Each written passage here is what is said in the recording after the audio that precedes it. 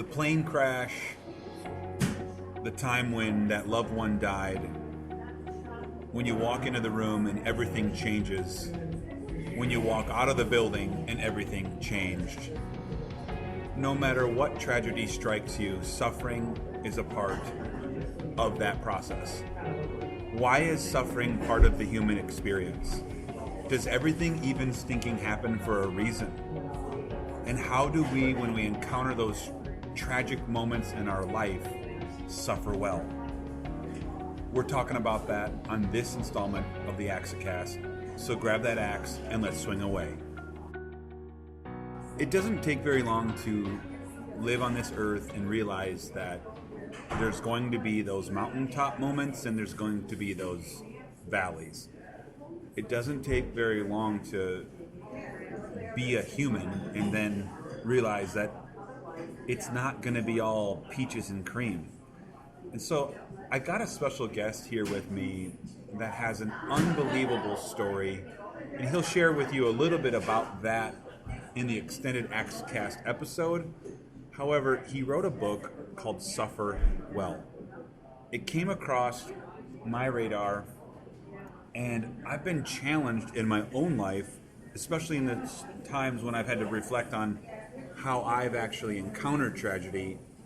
Why or what or when or who, those details are different for me and you, but the reality is that suffering, that is the reality we all share.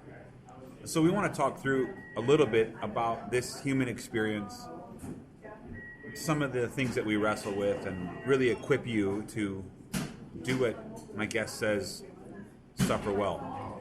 Now, if you don't know who Dan Harrod is living currently with his wife and children in Wisconsin. He runs an amazing organization called Youth Alive, which works with students all over the state to bring not only assembly programs, value-based into that district or that specific school, but really to tell every student that they matter and to bring hope into communities that just need that dose of hope. So Dan, your book, Suffer Well, thanks for writing it. Thanks for being a part of the AXECast. Why don't you just tell a little bit about yourself? A couple sentences is fine. But man, I'm so honored to have you here. Absolutely, Eric. It's a privilege. I love you and your family. I love the work that you do. I'm excited to dive into a topic that is super uncomfortable, but based on the journey that my family and I have walked, we've discovered pretty fast that one of the most unfair things we can do to ourselves is to assume that life is fair. Right. And Suffer Well came out of a pretty powerfully life-changing loss that my family and I encountered. And then we discovered the goodness of God in our loss in a way that we didn't know existed before we lost. Yeah. And so God downloaded a lot of perspective, hope, peace in the midst of our pain, and we're so thankful for that. Yeah. Well, I know that your story, rattles the cages of anyone who just was lumbering along in life, which really kind of leads into this first question I have for you. Is you kind of alluded to it, where it's almost like the tragedy gave way to this new part of you that you didn't know existed. So why do you think, maybe along those lines, suffering is really a part of the human experience? I think if you rewind the story of humanity back to the garden, Adam, Eve, God, love and life, it's perfect. God gives them a plethora of choices. Super good, super awesome. Okay. But in the midst of that, he gives them the ability to choose. And they chose to disobey. It is in that moment that I believe that suffering entered the human experience. Yeah, that's going back to this, like even the Garden of it being in the narrative in a Judeo-Christian perspective, I think is just in the text. And if you don't know the Bible, that's okay. But the reality is, if you look in the Bible, you might just know more than you think you know now, in a sense. Yeah. Because it does talk about that, that's how it entered the world. Do you think suffering is necessary for the human experience? Absolutely not. However, I think it's unfair to assume that we won't suffer in our human experience. I wrestle with that question just because I wrestle with that from the perspective of I almost think it is. Yeah, tell me more. And the reason I say that, just from my perspective, is that it's almost like you got to have the shadow if you want to feel what the sunshine feels like. Yeah, I hear that. And it's almost like Creator, God, from my faith perspective, He put it in the garden. There, like you said, there was a choice. Yeah. And the tree of knowledge of good and evil existed there. It's like the shadow had to be there. Right. So everything else had to have the goodness of it all. I go back and forth, right. Depending on the day, depending on what I'm drinking, maybe what I'm wearing, if it's coffee or tea, do I think suffering is a part of the human experience, or has to be?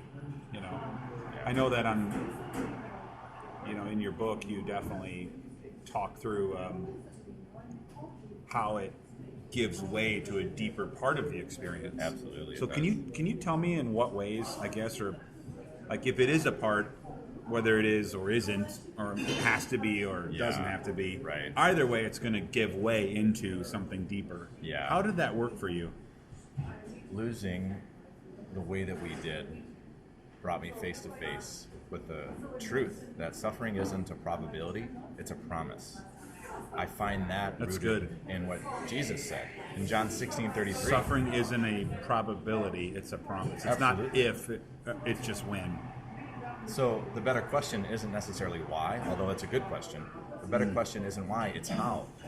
If suffering is promised, it's going to happen, then we can be best prepared if we answer the question of ourselves, how am I going to suffer well then? Yeah. If this isn't an if, it's a when. The better question isn't why, it's how. How can I suffer well knowing that it's going to be part of my journey? Yeah, that's good. Then maybe that's a better question of not is how or why is suffering. It's how is it a part of the human experience? Yes. How is that it's going to be a part of it? It's promised. Yeah. I like that. I like that question, that change, that nuance of way of kind of like not even asking if it's there, but just knowing it's going to be there. Yes. It's almost like a prerequisite. You remember algebra? I do. It's like suffering is it's like pre-algebra to algebra. I hated algebra. Right. I was good at math, but it's that thing before the thing. Right. I like to think of it, this is just sort of kind of maybe how it's part of the human experience. When you say that, it sparks to me like an EKG. Yeah. When you look at an EKG, that electrocardiogram, like on my Apple Watch here, you push a button, measures your heart rate. Yeah. Tells you if you're dead or alive. But on this one, specifically, if you've ever seen it, it's called a sinus rhythm. Yeah. It's got these peaks and valleys. I mean, you, if I remember right, are a firefighter. Yes, I am. First responder. To all the first responders out there, thank you for your service. Thanks for showing up when nobody else does. Running into those burning buildings or, getting that person unstuck from a toilet. Have you ever had to do that? Thankfully, no, but we're ready to if they really need us to. Yeah. Hey, excuse me, fire department? No, I'm kidding. But it's that rhythm, that sinus rhythm. It goes ups and downs. And so, like, if you, were on the scene with an EMT and they hooked somebody up to a, let's just say what's the thing they use to measure their heart? Not a stethoscope, but they hook them up to it's an EKG machine. Heart monitor. Heart monitor. There you go. Yeah. That's the word. It's simple. Yeah. But like if it was a flat line, you're dead. Yes. Flat lines on a heart monitor are not good, and it's synonymous with death. True story. And I think flat lines in life are really a bleak way of existence. Yes. I think it's the sinus rhythm that's those peaks and valleys, those highs and lows, Yeah. the sun, the shadow, good. the joy, the sorrow, that really reminds us that we're alive. Absolutely. Like it tells us like we are in this thing called life, and it is going to go a couple directions. Right. And how are you going to react to it? You know. Right. So I guess that's like maybe my thought on that. Like not why, but how. Thank you for that. I think that's a good turn for people. And so if you're listening to this and you're asking why is suffering a part of your existence, maybe you're asking the wrong question. Right. Maybe it's how. How does it fit? Right. Which I hear you say this a lot. Because have you ever been asked that question? Did it happen for a reason? Yeah. Yeah. In fact, How'd that make you feel? not awesome, because it actually instigated a whole barrage of turmoil within me. Because of my faith perspective, I follow Jesus, and when people said to us, "Hey, everything happens for a reason," the silent implication is that God's causing it to happen. Right. And it's hard to pray to a God who you believe is the source of all your pain. It's hard to trust someone who you believe is actually responsible for the awful that you're awash in. And so I know people mean well when they say that. Suffering is an uncomfortable topic, and so people say all kinds of things. To try and patch it up, Yeah. fix it, Yeah. be there. And so, in my journey, I've come to believe, I don't believe everything happens for a reason. What do you believe? I believe that God gives everything that happens a purpose. I believe that He is so vast, so wise, so powerful, so able, so creative, never surprised, never stunned, never caught flat-footed, that He is able to take the darkest night and to repurpose it into the brightest dawn our eyes have ever seen. Huh. Yeah, I agree. I think everything doesn't happen for a reason, but I do believe that God can make reasons for anything. Absolutely, He can. If you hold on long enough, you know. That's it. And at the same time, you know, even from a non-Judeo-Christian perspective, Right. someone who would, let's just say, you know, not theistic evolution, or you know, some other like design creator, sort of instigator, guided this whole thing forward. Yeah. When you start digging into different worldviews, even then, it's almost like death and suffering biologically gives way to life. Yeah. I mean, right here where we're sitting right now in this office, I call Starbucks, which, by the way, there was a couple business guys that are here that mean well, but they took up like 8 seats At least. with their sheets of paper. Yep. So just be mindful of your personal space when you're in a Starbucks, because if you're there and you're taking up more than one chair, I'm going to come sit by you. And I might sit on your lap and just say, hey, how's it going?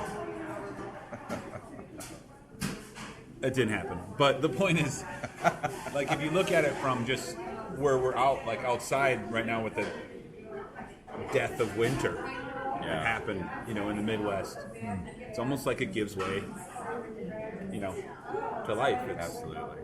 There's a reason, Yes. but at the same time, it's a purposeful reason. Right.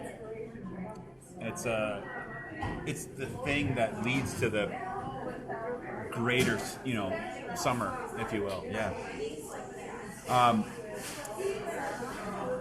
Now, why do you think people try and justify let's just say, a cosmic force, let's say the creator of the universe, God, the Father, the God of the Bible, why do you think people justify like his involvement in some sort of tragedy when he's the author of life? Yeah. Where's the disconnect theologically for people? I think we're all born with an innate desire to blame somebody else for things that are squarely on us. Interesting. The Holocaust survivor Viktor Frankl wrote a book called Man's Search for Meaning, and in his book unpacks a psychology of suffering, and he posits it this way: they may take away your position, they may take away your position, they may take away your possessions, but they can never take away your ability to choose. And so in the midst of our suffering, it's easy to look up and scream at the universe, why? Right? Or I blame you, universe, cosmic power. But we can never lose sight of the fact that we have a choice in this equation. We've got a responsibility in this narrative. And while there are things that are outside of our control, our response is well within our control. Yeah, that's really good. I wrestle with this too. Like, as you know, I work with Feed One. Yeah. With the Axe Academy specifically, in feeding kids in the developing world for $10. If you haven't checked out what Feed One does at the Axe Academy, you can go to feedone.com/hunger sucks, which it does. We all have been hangry, but there's different levels of hunger. Yeah. But I was asked this question, a while ago, after just asking for someone who doesn't have food. Yeah. And we're at Starbucks right now, and easy. This bill was $12-13, and we've got 3 cups in front of us. Yeah. These 3 cups literally could feed a child for an entire month. It's mind-boggling. Wow. But the question sometimes is posed, especially around, let's just say suffering, as like starvation. Yeah. Why does God allow starvation? Why is that? Is there a reason for that? Yeah. And the problem with that is, to your point, we're looking for someone to blame. Yeah. When the fault for kids that don't have food today is on me. And me. And them. And the people that are listening. It's our fault. That's right. We, as humans on this earth, allow people to not have water. We allow people to not have food. It is my fault. Your fault, their fault, the person that's listening. It's your fault. You're listening to this AXECast. There's people in this world that are starving today, and it's your fault. Wow. And we got to start owning that, because I think we just want to pass the buck. That's right. To somebody else. When you're talking about the idea of things happening for a reason, about gravity, just the law of it. Yeah. Do you ever feel like the tragedy that hit your life was sort of the same thing that centered your life? Definitely.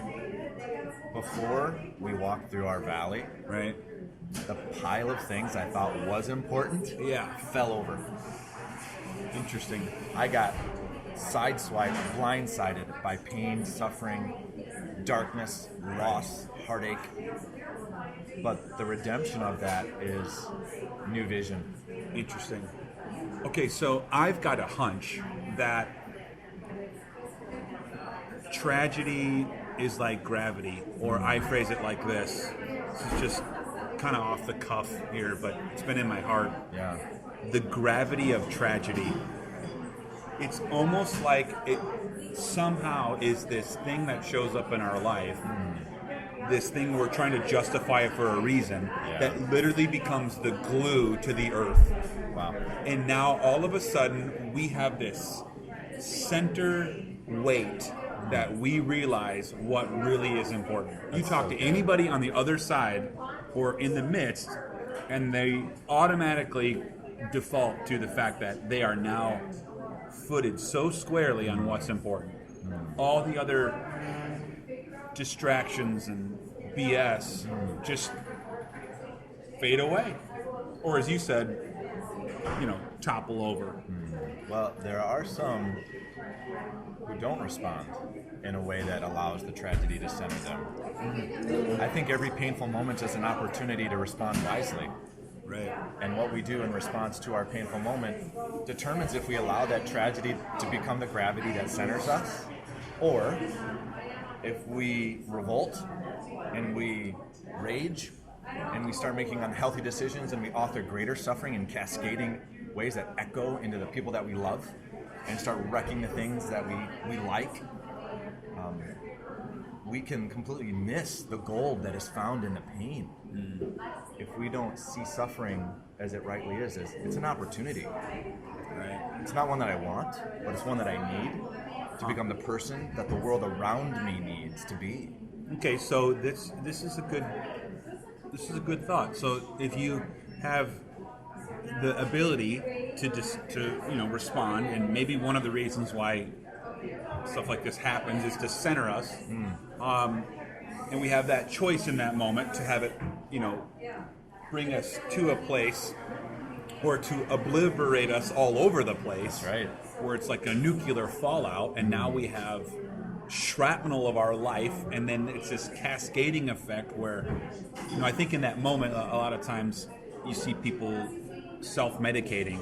Right. You see people start to cut. You see people start to, get hooked on prescription drugs, or they go to a bottle, or they go to, X, Y, and Z, and it's like shrapnel, So how do you keep it from being, an explosion versus like maybe an implosion to the center? How do you keep from the bits and pieces of your life getting blown all over the place? I guess really, to borrow the title of your book, how do you suffer well then? Yes.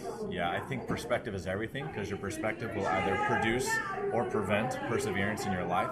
And if we can remember that... Okay, say that one more time, a little slower. Perspective can either produce or prevent perseverance in your life.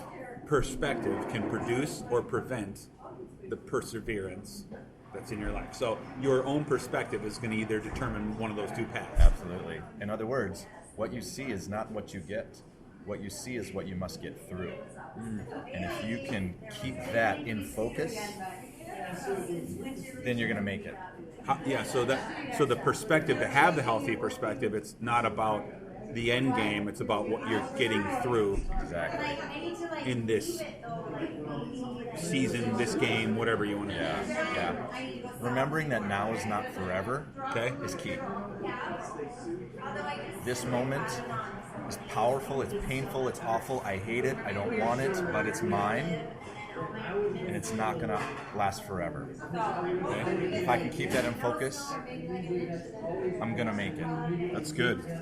And if we can remember to not make permanent choices in temporary seasons, the damage blast radius is going to tighten up dramatically. Okay.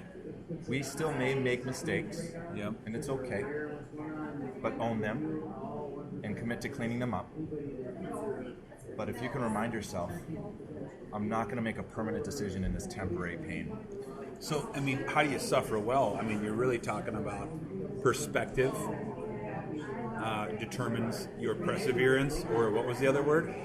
Perspective will either produce or prevent your perseverance. So your perspective's healthy.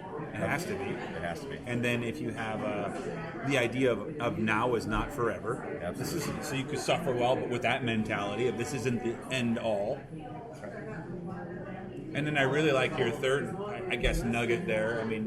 Tell me if I'm drawing this out correctly, but don't make a permanent decision in a temporary problem. Exactly. Don't do something that's long-term in this short-term valley. Absolutely. Interesting. That's really good. You write about that in the book, obviously. I do. Talking through that. Some advice I try to give myself and people that I find in that place. I think what you have to say has a lot of weight because I know your story. Yeah. But a couple practical things I want to just equip anybody out there that is suffering. Yeah. I challenge people to record and to rest and to reach. That's good. So you need to be journaling, you need to be writing, you need to be capturing these raw emotions so you can look back at them, because it will be a bookend in your life. To your point, now is not forever. Yes. But you also need that marker in that moment to where you look back on that season and you will see what you made it through. That's good. You'll forget it. And your body, your mind will try and shut it down, and your brain chemically insulates trauma and pain. I mean, you know this. When somebody goes through something that's traumatic in their life, it resurfaces later in life. They recessed and repressed those memories, and then it shows up. Wow. It's because your brain chemically puts that in a lockbox, not allowed to go there. Right. And then, from my perspective, when you get the Holy Spirit that gets in there, and then healing really begins in those lock boxes. Yeah. And I think that's why you got to record it. You got to write it down, because you're going to want to look back and see that, and that's what you did with this book. So I commend you. The other thing I think I try and tell people is you got to rest. It's okay to take some time off. Absolutely. It's okay to maybe take a break. It's okay to mourn, to Sabbath, to step back from reality, because right now you're not in reality. Right. Because I think just the hustle and bustle, of people's lives will keep them from seeing the perspective that you allude to. Absolutely. To persevere. Yeah. That perspective, you got to have that healthy perspective so you can persevere, or it will prevent. Right. Right? It'll prevent your perseverance, that whole first point you made. And I think people, when they're busy, it's hard to even think what you really think about it. You're running. Right. And then I think what I love about what you really are encouraging people to do in this book is to really, to reach out, for help. Yeah, that's it. I'm not okay. Yeah. And it's okay not to be okay. Absolutely. Well, Dan, I really enjoy this conversation. If you are a part of the Axe Academy, over in the Academy, there will be some practical ways that you can help someone who is suffering in the extended Axe episode. I'm going to continue that conversation with Dan there to really help you as a person who's walking through this life. Maybe you're not suffering now. It's not if, it's just when. Right. But maybe you know somebody who is. And I just want to talk through it in Dan's experience, especially how he's walked with his own loved ones, including his wife, on just some practical ways to help someone through what they're suffering from. You can always go to theaxeacademy.com and set up your free Axe account. It's a generosity-driven platform. And hey, we'd love for you to support it monthly or even yearly, as it is all donor-based. If we don't have supporters, we don't have the Axe Academy. That's as simple as it goes. I want to thank my guest, Dan Harrod, for just journeying through these questions about the human experience. If you want to check out his book, Dan, I think it's on Amazon, correct? Absolutely. It's on Barnes & Noble. Yes, sir. What would they need to search? Suffer Well, Dan Harrod. Okay, spell your last name. H-E-R-O-D. H-E-R-O-D, perfect. So just look up Suffer Well, Dan Harrod on Amazon or Barnes & Noble. There's an audiobook, Yes. Kindle version, and then obviously a paperback. And if you have Amazon Prime, you can catch up on a latest episode of Inspector Gadget, as well as get the book shipped for you for free. I should have Amazon sponsor this for that comment, but that's just a little ridiculous. I think everybody has Amazon Prime. I think it's kind of like a driver's license now. By now, yes. Like when you come to America, Social Security number, well, Amazon Prime. some sort of American history course. Okay.